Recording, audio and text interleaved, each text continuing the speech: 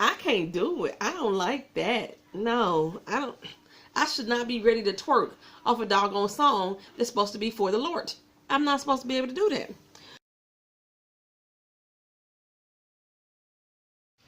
What's up, y'all? I'm back with a recap of Greenleaf, A Mother's Love. This episode was a little lackluster for me. I don't know why. Maybe it's because I'm tired. It's been a long day. I think it's almost already 10 o'clock. I'm not exactly sure what time of day it is. It is. It's 10:10. So, Sister Girl is tired. But let's try to get through this recap. A Mother's Love. So, it starts off with Grace dropping Sophia off at school. And she's letting Grace drive. I'm assuming this is her first time because Grace is like, ooh, we made it. Made it all in one piece. And they're like, yeah, we finally did. And when they get off the car, Grace gets this phone call or this text. And she just looks at the phone and Sophia's like, so who is that, your boo? Is that Darius, the journalist? She's like, what you know about that? She say, clear your phone history, Ma. Clear your phone history. But she told her she's going to meet with Zora a little later on in the afternoon. And she'll text her the address of where to pick her up from, right? So she gets the call again, and she answers this time, and nobody says anything.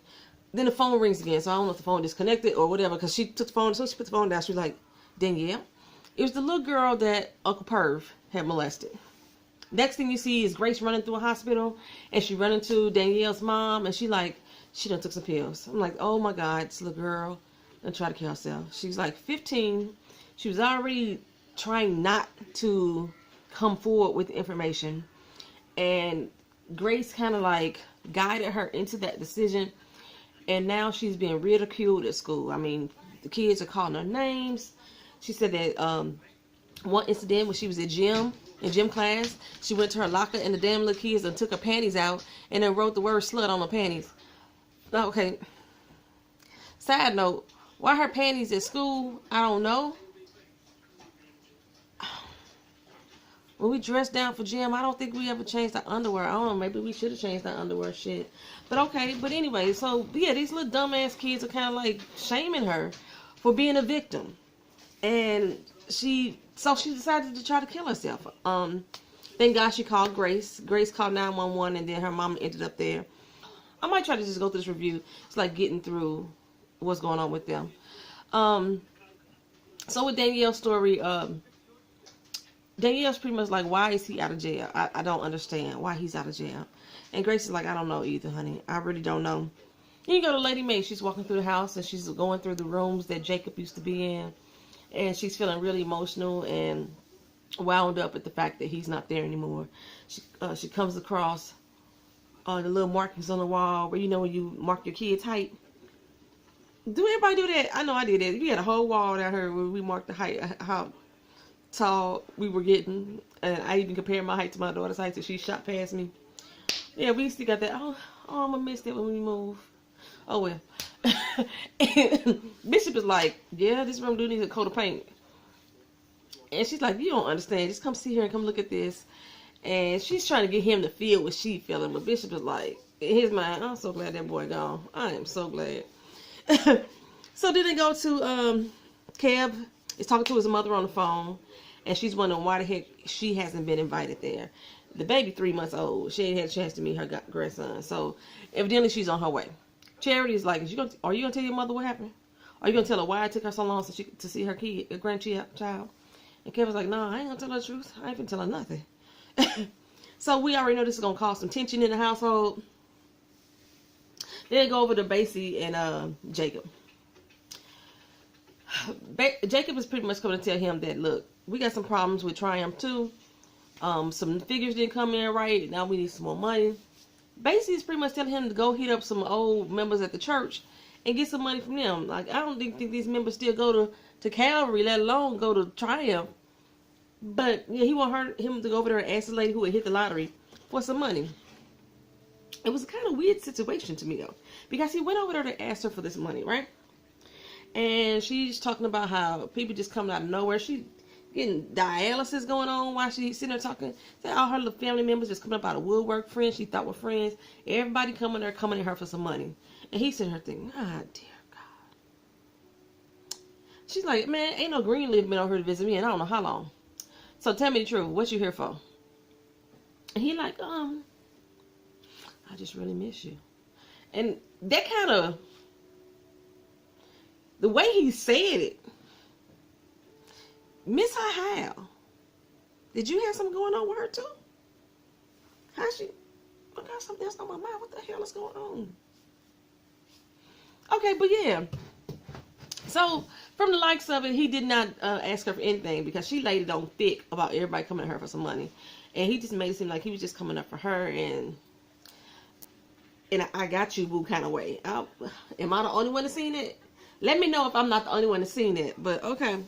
So Kevin's going to his little meeting, and apparently a lot of the people had asked the counselor, what do we do when we get these feelings, these urges? Like, how do we make them stop, you know? He pulls out this damn elixir. They supposed to drink the gay away. I'm like, what the heck? You know, I'm trying not to curse on Greenleaf. I keep forgetting about that. He's trying to drink the gay away with this little elixir, this little tonic. And there was one point he said, you know, it's going to make you feel nauseous. It's going to make you feel sick. You know, just like a disease should make you feel. Because what this is a disease. And Kevin is looking like, so I'm diseased. Is that what you're trying to tell me? And I'm like, that's just so wrong on so many levels. But the sad part is, I know that there's people and groups and organizations that are doing just that. I know I've heard of people doing shock treatment to try to shock the gay away. And I'm like, really? Where do they do that at? Does that really work for anybody? I don't think so. Not if you truly are homosexual. Stop it, counselor. So next we go to little Zora. She's sitting there with Sophie at school, and Sophia's just trying to just chat it up with her, and her phone is popping off, and she all smiles and giggles, but at the same time she's talking to Sophia and telling her she needs to go to this little youth revival. She has to be there because, you know, she's Pastor Greenleaf's daughter. You got to roll with me. And she like, all right, I go. She's like, who is that you on the phone with? I mean, dang, your phone blowing up. Well, of course, it's little fake Miguel, Isaiah. And Sophia's like, really? And I'm like, really? Like, you just last week, your cousin was fiending off this dude. And I know he showed you a little attention. I know he did that. But somehow you just took it and ran with it, without even considering your cousin's feelings at all. I mean, do what you're gonna do. You can't help it that the little boy liked you first, but for a whole week you've been trying to tell your cousin how to talk to this dude, and he smiled at you one good time, and you like little butter. Like, what is going on there? I don't understand that. So they go over to the revival, and little fake Miguel is on stage singing and performing again. And I swear that little boy did the nay-nay. I was like, what am I listening to? I mean, I swear if that little boy hadn't said the word glory, just that one word, if he hadn't said that word in his song, I would not have known that he was singing something that was supposed to be spiritually connected. I can't do it. I don't like that. No, I don't. I should not be ready to twerk off a doggone song that's supposed to be for the Lord. I'm not supposed to be able to do that. Basically, Zora, she dips out with little dude. She asked Sophia, did she want to go? Sophia like, nah, I ain't even rolling with that. Because it's like, Sophia's like, you really don't see any wrong in what you're doing. Like, you really don't have any type of empathy for the fact that I like this dude. None at all, but go do you. Go do you, boo. So, Sophia's sitting there in a session, and the little girls upstairs ministering to them. And you see Tasha run through, and she notices that Zora is not with Sophia. Well, after the little session is over, another little young brother piques his interest in Sophia. You know, she kind of takes the bait a little bit, and they communicate, and they walking out of the sanctuary. When they're walking out the sanctuary, Tasha rolled up like, hey, where your cousin? And she's like, I think she just went to the bathroom. She's like, she been in the bathroom for 2 hours because I ain't seen her in a couple hours. She's like, well, you know, she got that woman's thing going on, you know. So she might be somewhere laying down. She said, I'm gonna go lift my sister up then. If I can find her, I don't have no trouble with her mama. And Sophia's like, oh, don't worry about it, don't worry about it. Kevin's mom arrives, and she's very put off still about the fact that I have not seen you or my grandchild. Like, why not? Somebody tell me what's going on. And, you know, they try to brush it off and, like, play it like it's no big deal. Well, all right, Mama, we're going to do this. And she's supposed to be planning some big dish. I think she called it booyah or gooyah, something like that. She wants to cook for the house, and she wants to go to the store to get all the ingredients. But Kevin Kev is like, no, the house lady already got it. The house servant, she already went to the store, picked up everything that you need. No worries. Everything's in the kitchen for you. And she's like, "Ooh, y'all living highfalutin here. I mean, it's a wonder that you don't need family around, because everything getting spoon fed to you right up in here." It's almost like she was kind of jealous of the situation. Yeah, I don't know. Grace and Rick, Darius, they're just having a little conversation. He's like wants to take her. They're eating. I guess they went to like a crab shack or something like that. They're out eating. And she's kind of telling him about like what happened with the young girl, Danielle, off the record. The fact that she tried to kill herself. Then Mac is out of jail and she don't know what to do. She don't even know how to counsel her for real. And she's got a lot on her plate and it's like really getting to her. So he's like, you know, I'm going to take you somewhere. He ends up taking her to a batting cage. Except that he's throwing the ball to her. And she is swing, batter, swing, and missing the same way that I do it. I am horrible at a batting cage. She's swinging and missing. So, of course, he comes to try to show her stance. That's what they always do when you're doing a sport with a guy. He has to come show you how to hold your pool stick. Got to come show you how to set your shot with your jumper. Got to come show you how to swing your golf stick. And now he got to come show her how to set her bat and make sure her legs is right. And he got to get close in order to do that, right? Tennis, get your swing on. It's so typical. But they, you know, they are having a really good time together. Their relationship is budding, I would say. And when she get that first hit, she cracks it. Boom. Second one, cracks it again. And third one, almost knocks it out the park if it was a park. And so she getting some of this aggression off with that little Louisville slugger. I'm like, okay, go ahead on, Grace. And he's like, you know, you're going to get pretty good at this after a while. You keep it up, get some little calluses. I don't know why people want you to get calluses in here. Get some calluses and get your grip together, and you're going to get better. She's like, you know, that's some good advice. Some of this good advice. So she has to go, supposed to be going to get Sophie is what she's supposed to be doing. At this point, I'm losing track. I don't even have notes today for real, so I apologize. Wants to go get Sophia, and after they leave there, they go. Lady May comes over to the construction yard. Because apparently, the old Miss Clara, Miss Jackson, I think her name was, she told the lady at Calvary, hey, Jacob came by her to see me. So Lady May decides she wants to go talk to her son.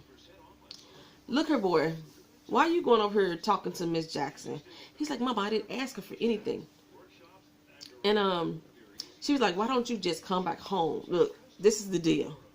Basie Skanks is the son of the man who died in the fire. He just using you. Can't you see it? Come on home. Come back to where people love you. And he like, my mom 40 years old. It's time for me to move on. And I'm like, yes, you are. You should have been moved on. They shouldn't have had to push you out. And she said, between you and your daggone sister, y'all working my nerves. He's like, oh, well, at least I'm included in her name. They are so jealous of Grace. Charity jealous of Grace. Jacob jealous. My gosh, like, y'all really held her to that high of a standard? But yeah, he, like, I know at some point in this conversation, he was going to make it about Grace. So he's basically deciding to go ahead and stay there. In the meantime, back at the church, Kerissa's there to pick up the girls. And Tasha is, like, really trying to push herself on Kerissa as far as, like, getting this house remodeled. I don't get it. She's like, nah, you know, I'm going to do it myself. And she's like, no, girl, like, I could come do it whenever you want me to do it. If you too busy at the daytime, I can come at afternoon. Why she got this Shanae voice that irks me to my soul? I could come do it whenever you want me to do it, girl. If you're too busy to go to work, you know. And Kerissa's like, no, I just want to handle it by myself. So then she getting her feelings. Really? Oh, you want to handle it by yourself? Well, guess what? Your daughter being a little fast ass. Whoops. She being a little fast little girl and run up out this church. I ain't seen her in a couple hours, and Sophia tried to cover for her. Are you too busy to let me help you with that? I guess not, huh? And so Kerissa took it with a smile, just like, but she really wanted to just like shove it in the face. And so now Kerissa got to go back and tell Grace, hey, yo, Zora did some foul stuff at the church. Sophia tried to cover for it. Go handle that. So now Sophia's in trouble for covering for Zora. Zora's in trouble. Her daddy's like talking to her like, look here, I don't want to hear you say the boy name. I don't want to hear you with your little whispery voice. I don't want to hear this, that, and the third. Or you're going to be grounded for life. And at the same time, Sophia is getting real salty with Grace. She's like, I don't see what the big deal is. I'm like, you better lower your tones. And she letting her get real snippy back and forth with her. I don't understand that mentality. Don't raise your doggone voice at me. Maintain low tones. Maintain low tones. But she letting this little kid talk to her. And she really just trying to get some type of understanding with her. About why she would do such a thing. She want her to understand the severity of it. Like if something had happened to them, they got into an accident, nobody would have knew where they was going. I mean, Sophia didn't even know where they was going. She didn't ask. She just told her go do her.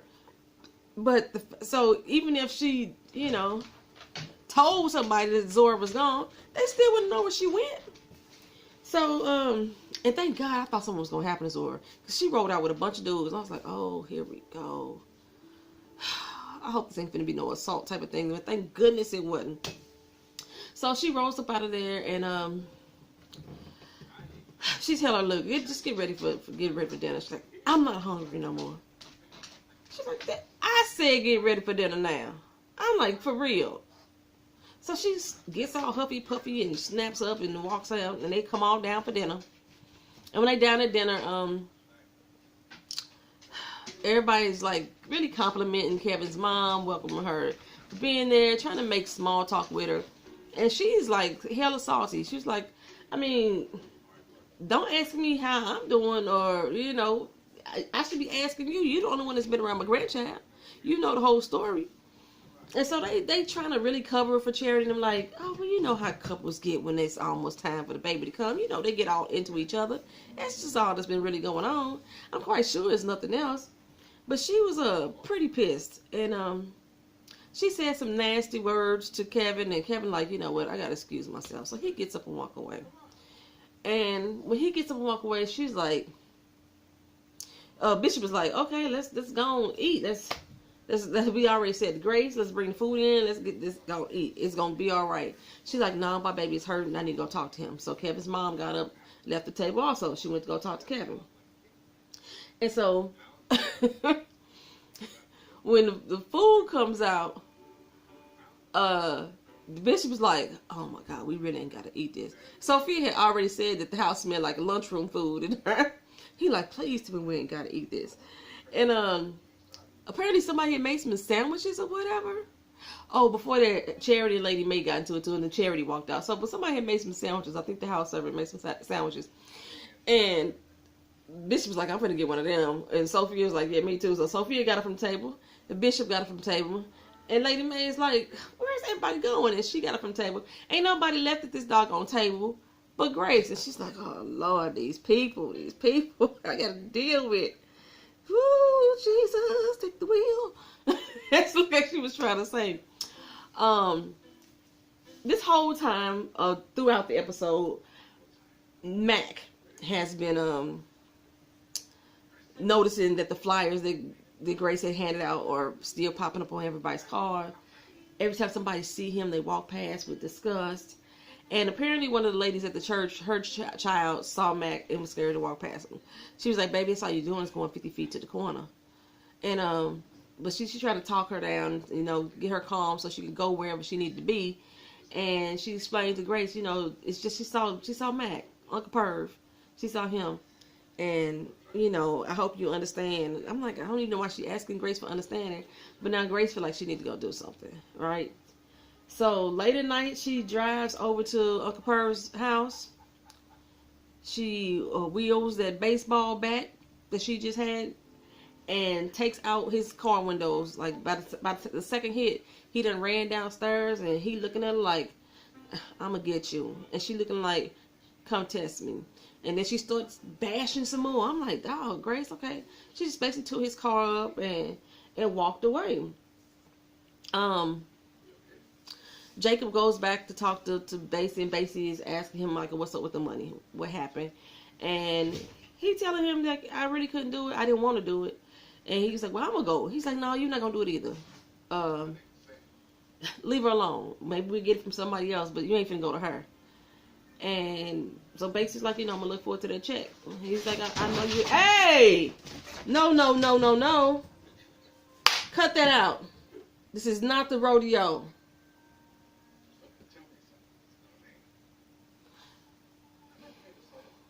Where was I at? The cat, the dog, Basie, Jacob. Yeah. Basically, Jacob kind of put Basie in his place at this particular time, but Basie's still like, you know, I want that money. It's all about that mighty, mighty dollar. And, okay. So, they go back to the house. And Kev's mom is walking in now. She's sitting down in the room. And he's sitting there, he's just looking at the little bottle of, I call everything McCrum, the little elixir to drink the gay away juice. And he put it in his pocket so she wouldn't see it. And she's like, "Baby, what's wrong?" He's like, "Nothing." She's like, I could tell. Something is wrong. You could talk to me. I feel like you're pushing me away, and I don't know what's going on between us because that's not the type of relationship we have. So he finally admitted, "Hey, okay, I haven't been living here. I haven't lived here for 3 months now. I just moved back in yesterday, so that's why you haven't been here." And she's like, "What would you do, cheat?" He was like, "No, Mom, I didn't cheat." She was like, "Boy, you ain't got a lot of me. What did you do? It can't nothing be that bad." And he just looked at her, and she looked at him, and she understand. She like, "Oh, so does Charity know?" He's like, "Yeah." She's like, "What you gonna do, boy?" And he's like, "I don't know." She took it pretty good. I mean, well, you know, usually mamas usually know. Even before they sons or daughters decide to come out, the parents usually know. So, they, you know, he had a good cry on his mama's shoulder. And that was pretty much the end of that conversation. The next day, she's getting up, ready to leave. And her and Charity are talking, and they laughing and holding the baby. Why they keep holding the baby like this? Everybody that passes the baby around, they're holding the baby like this. Like, you ain't gonna cradle it. You ain't gonna put it on the shoulder. The baby is just, hit arms out like this. I don't understand why they keep holding that baby like that. But that's how she passed the baby to Charity, and then that's how Charity standing there holding the baby too. It would make me think it was a doll if it wasn't so. If I hadn't just seen the little real face on the little baby. But yeah. So she rides off in this busted up Uber. Like, they couldn't get no Uber where it was all paint, the same color paint on my car. But she rolls out in this little busted up Uber. And then you see Kevin out by the lake, and he got his little bottle of drink to gay away. And he's sitting there, and I'm thinking, yes, toss that stuff into the lake. But no, he decides to take a drink. I guess he was having feelings of grandeur at the time, and he was thinking too hard about his feelings, and he had to take a sip. So, yeah, he's sipping on the happy juice. Then you go to Lady Mae is in the home, back in Jacob's room, getting that baby painted, and the bishop is like, yes, she finally letting go. She finally letting go. Grace goes back to the hospital, and she had asked Kerissa to help get Danielle into the school where the girls go, because she don't think she could take being at that school anymore. Because ever since the news came out, the little girl's been harassed, and Kerissa was able to get her into the school with them free of charge, full ride. And the mom was like, I'm so glad that you was there for her. If she ever needs you again, she'll call you. And Grace like, you can call me too. I mean, it seemed like you need to talk as well, pretty much. And yeah, that's pretty much the end of that episode. If I left anything out, let me know. Because like I said, I did not take notes. I was tired. I'm so sorry. And then I realized I still got to do another review because I'm on the road tomorrow. My baby's coming home again just for the weekend. We got a lot of stuff planned. So maybe I'll vlog the whole weekend if I can remember. But other than that, yeah. Thank you for watching. Drop your comments below. Haven't said this in a while. Like, comment, subscribe. Please.